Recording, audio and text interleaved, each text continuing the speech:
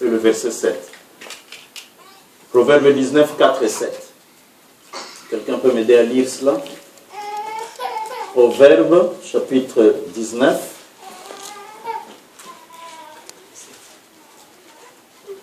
Le verset 4 et le verset 7. Je peux lire moi-même. Ah, ok, vas-y. Proverbe chapitre 19, versets 4 et 7. Verset 4, la Bible dit que la richesse procure un grand nombre d'amis, mais le pauvre est séparé de son ami. Verset 7, tous les frères du pauvre les haïssent, combien plus ses amis s'éloignent-ils de lui. Il leur adresse des paroles suppliantes, mais ils disparaissent. Amen. Ça, c'est la Bible. Les pauvres n'ont pas d'amis. Les gens peuvent lui faire croire, nous t'aimons, mais en réalité, on ne l'aime pas, parce qu'il est pauvre. Vous voyez, quand un pauvre vient chez vous, il vient lundi pour manger, mardi pour manger, mercredi pour manger, jeudi il vient. Et quand il vient, vous voyez le pauvre, quand il vient, il a toujours des choses à dire. Il raconte des histoires, tout cela pour que la nourriture soit prête, comme ça il va manger. Je ne dis pas que nous ne devons pas être hospitaliers, mais quand le pauvre vient toujours, après, vous allez vous fatiguer de lui. Et celui-là, quand il vient, c'est toujours pour demander. Pourquoi nous nous fatiguons des gens qui nous appellent de l'Afrique? La même chose, ils demandent toujours. Amen. Et le verset 7 dit, même ses propres frères le haïssent. C'est la parole de Dieu. Donc ce n'est pas une bonne condition, être pauvre, manquer de tout. C'est une mauvaise condition. Prenons aussi Ecclésiaste chapitre 9. Ecclésiaste chapitre 9, verset 16. Je peux lire ça rapidement aussi. Ecclésiaste 9, 16.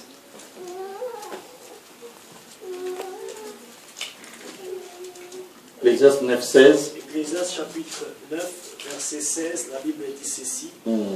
Et j'ai dit, la sagesse vaut mieux que la force.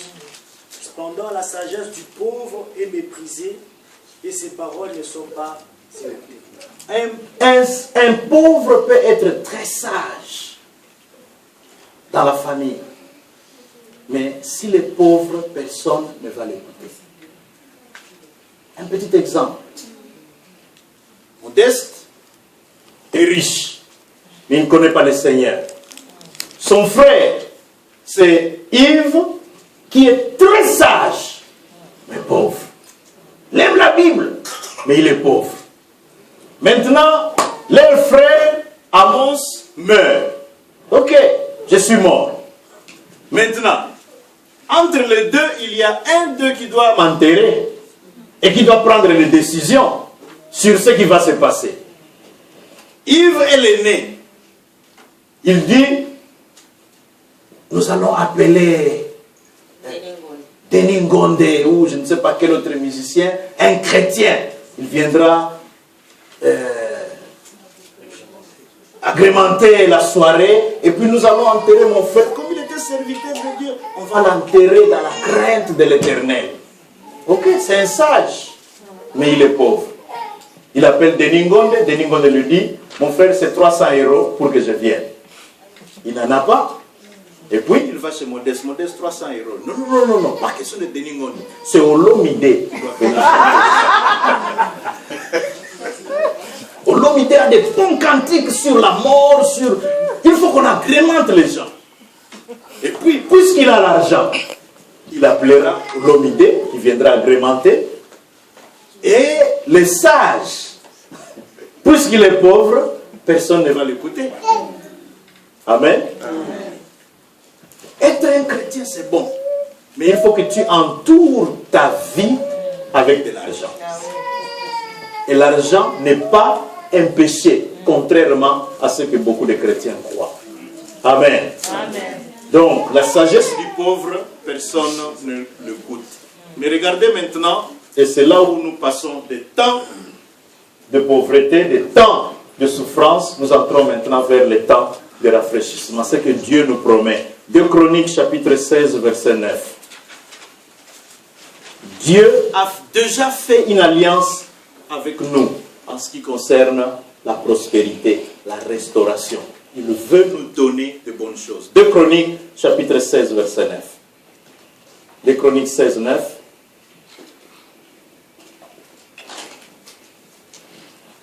Oui, mon frère. 2 Chroniques, chapitre 16, verset 9, la Bible dit ceci. Car l'Éternel étend ses regards sur toute la terre pour soutenir ceux dont le cœur est tout entier à lui. Alléluia. Tu as agi en insensé dans cette affaire, car dès à présent, tu auras des guerres. Quand tu agis en insensé dans ta vie, c'est-à-dire quand tu ne te répands pas, quand tu ne te convertis pas, quand tes péchés ne sont pas pardonnés, tu vis comme un insensé. Et quand tu vis comme un insensé, tu auras des temps de guerre dans ta vie. Ta vie sera une vie où tu combats à tout moment. Mais lorsque tu viens au Seigneur, lorsque tu te répands, lorsque tu te convertis, lorsque tes péchés sont pardonnés, les temps de rafraîchissement arrivent. Et Dieu a des regards sur ceux-là qui sont entiers, dont le cœur est tout entier à lui. Ce sont ces gens-là qu'il bénit. Amen. Ce sont ces gens-là. Donc tu es candidat à la bénédiction, mais cesse de mener la vie que tu mènes. Parce que ça t'empêche. Tu n'es pas, tu vois, il faut être un bon aéroport où les bénédictions de Dieu viennent sans problème. Les avions de Dieu viennent atterrir dans ta vie pour te bénir. Viennent apporter la bénédiction dans ta vie. Mais si tu mènes une vie qui ne plaît pas à Dieu, tu es un aéroport où les malédictions, des problèmes, des conflits, des guerres viennent dans ta vie. Le temps de rafraîchissement, Dieu l'a promis à tout le monde, à tous les chrétiens. Mais il faut que tes regards, il faut que ton cœur soit entier à lui. Amen. Amen. Amen. Dieu a promis la prospérité à ses enfants, même à Israël. Quand vous lisez Genèse 15, 18 à 21, nous n'allons pas lire cela. Dieu promet la prospérité. Il promet la restauration. Il promet la bénédiction à ses enfants. Il y a un bon verset qui se trouve dans le Nouveau Testament, c'est 3 Jean, chapitre 1, je crois, puisqu'il n'y a qu'un seul chapitre dans 3 Jean.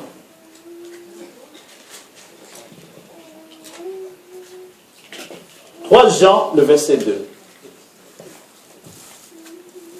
3 Jean 2, bien-aimé, je souhaite, et ça c'est le souhait de Dieu, que tu prospères à tous égards. C'est-à-dire dans tous les aspects de ta vie. Je souhaite que tu prospères.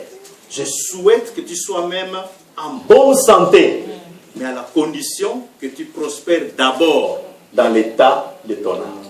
C'est-à-dire la repentance, la conversion, la crainte de l'Éternel. Tu vis dans la crainte de l'Éternel, alors la prospérité à tous égards viendra dans ta vie.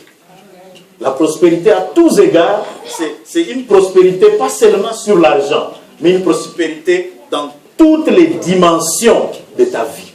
Tous les aspects de ta vie. Tu prospères dans le nombre des amis. Tu prospères dans la paix dans la famille. Tu prospères dans la bonne santé. Mais tu prospères aussi financièrement. Tu prospères au fait que tu n'as pas de problème. Tout est réglé. Au fait, salut. Quand nous disons que nous sommes sauvés, dans le mot salut, ça vient du mot grec sozo. Il y a tout là-dedans. Le salut est totalitaire. Le salut est global. Il y a le salut spirituel, il y a le salut financier, le salut social là-dedans. Quand nous disons Jésus-Christ nous a sauvés, il nous a sauvés de toutes ces mauvaises choses pour nous amener, nous transporter dans le royaume de sa connaissance. Donc nous avons en nous la matrice de la prospérité. Mais ça dépend, pour que nous vivions cette prospérité, ça dépend seulement de comment nous sommes avec le Seigneur. Amen. Inclinons-nous dans la prière.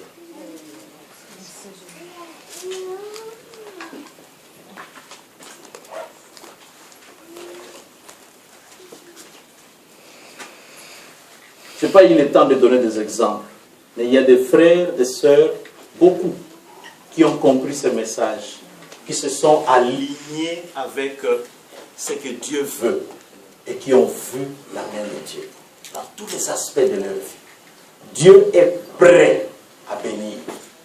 Dieu est prêt à faire de grandes choses dans nos vies. Et ça ne dépend même pas de nous. C'est Dieu qui le fait. Il y a des frères qui se sont étonnés, ils se sont réveillés un jour et la situation de leur vie a été transformée. Hier, je vous ai donné l'exemple d'une sœur qui ne croyait même plus qu'elle allait se marier. Mais quand elle s'est alignée avec la volonté de Dieu, un homme est venu de nulle part pour lui demander un mariage, malgré sa condition. Elle avait fait des enfants avec beaucoup d'hommes avant. Mais cet homme-là a dit, tu es ma femme, c'est toi que je cherche pendant toutes ces années. Venez de nulle part. Tout simplement parce qu'elle a aligné sa vie selon ce que Dieu voulait. Lorsque nous faisons la volonté de Dieu, Dieu s'occupe des désirs de notre cœur.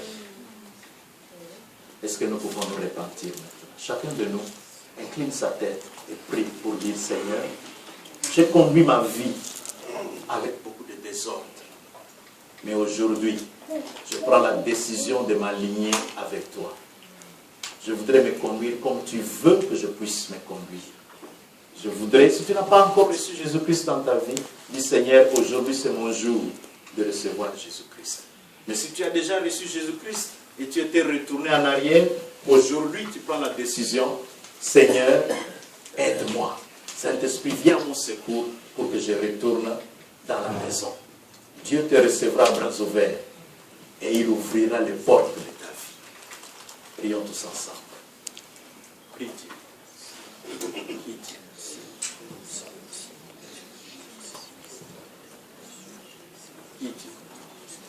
Je vais faire la prière pour bénir chacun de nous.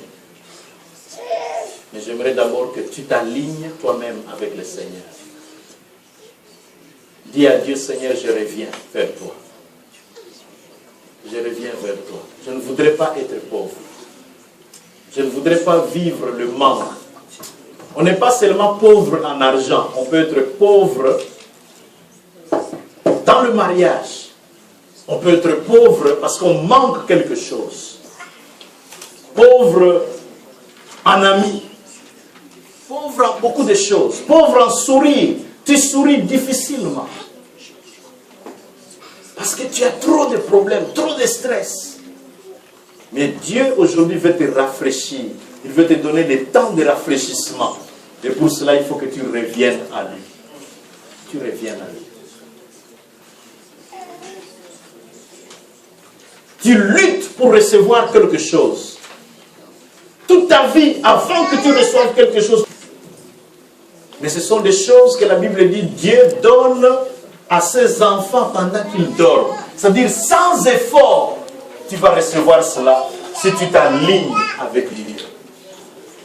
Ce que tu recherches jour et nuit avec force, Dieu peut te le donner facilement lorsque ton cœur est avec lui. Alors prie pour dire, Seigneur, prends mon cœur, prends ma vie, dirige-moi. Je ne voudrais pas vivre, je ne voudrais plus vivre comme je le veux, mais je voudrais vivre selon toi. Et les temps de rafraîchissement viendront dans ta vie.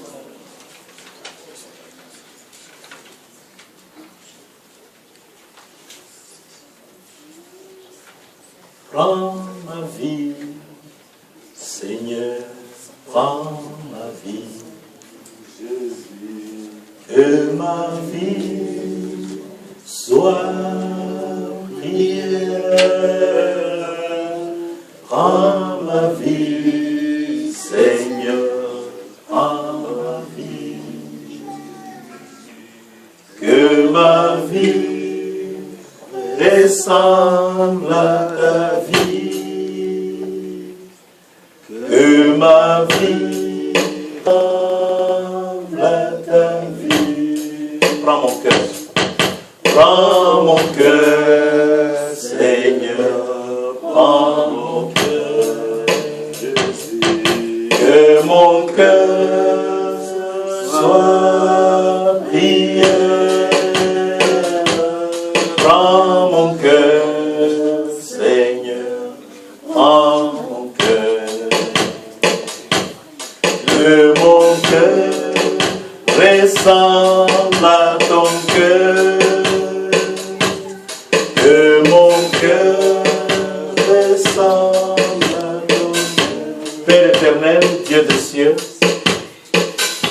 je prie pour chaque frère, chaque sœur en ce lieu, qui a eu des temps de malheur, des temps de confusion, des temps, éternel notre Dieu, où tout était dur, parce qu'il vivait loin de toi. Mais aujourd'hui, Seigneur, parce qu'il s'est repenti, je proclame des années de rafraîchissement dans sa vie. Je proclame des mois de rafraîchissement dans sa vie. Père, je plante un miracle dans la vie de chaque sœur, de chaque frère qui s'est repenti en ce lieu, afin que tu les visites. Visite mon frère et agis dans sa vie, afin que notre Dieu qu'il reconnaisse qu'il n'y a de Dieu que toi. Bénis mes frères, bénis mes sœurs et bénis cette église. Que la prospérité soit leur partage dans le nom de Jésus-Christ. Amen. Amen. Si tu as fait une bonne repentance, sache bien aimé que ta vie ne sera plus jamais la même.